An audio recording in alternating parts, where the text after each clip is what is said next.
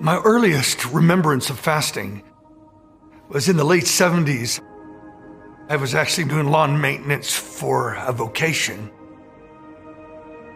I heard about fasting and I did a 3-day fast, and it just seemed on the third day, I felt like heaven drew so close to me.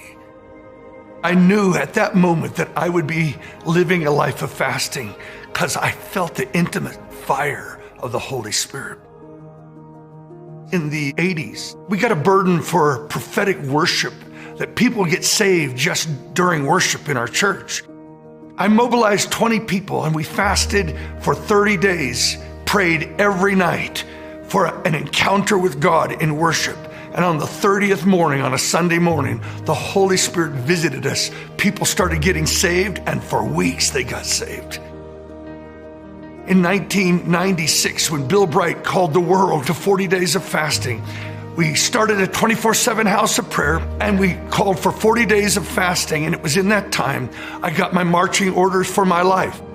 3 dreams came to me. One, a scroll rolled down before me and it said, "In yet 40 days, I'll send the rain."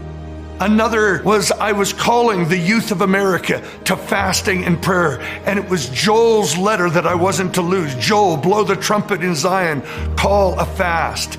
And then I heard an audible voice during that fast, stretch forth a awakening rod over the earth. Will you do that? Out of that encounter in 1996, and even before that, we began to see that when we did extended fasting, we would see almost immediate breakthroughs. In fact, I began to think, why don't we fast all the time? Because people would get saved, there would be freedom and deliverance take place, movements would occur.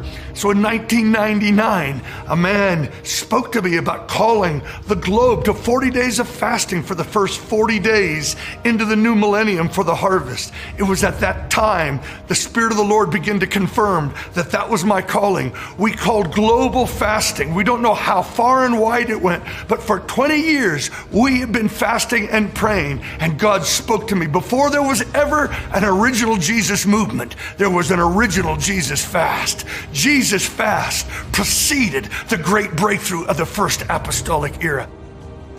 Now, 20 years from the call, we are in a new time, a new season, and we hear the sound around the globe of fasting and praying 40 days like Jesus for a new breakout of worldwide manifestation of Jesus the evangelist.